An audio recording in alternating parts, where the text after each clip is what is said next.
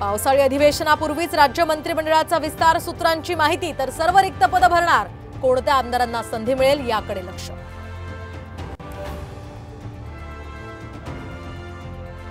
आजपासून मोदी सरकारचं नवं पर्व सुरू, संध्याकाळी पहिली कॅबिनेट, तर शपथविधीनंतर लक्ष आता खाते वाटपाकडे।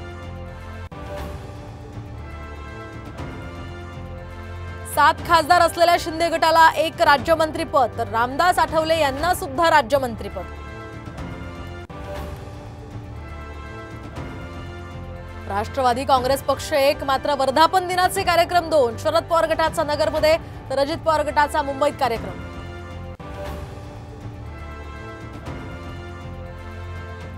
तर पहिल्याच पावसात मुंबईमध्ये एकाचा बळी, विक्रोळीमध्ये इमारतीचा स्लॅब कोसळून चिमुकलीसह दोघांचा मृत्यू, परळमध्ये घरांमध्ये शिरलं पाणी, तर आज मुंबईत मुसळधार पावसाचा इशारा। आणि मरीन ड्राईव्ह वरून वरळी गाठा अवघ्या 10 मिनिटात, कोस्टल रोडची दुसरी मार्गिका आजपासून सेवेत।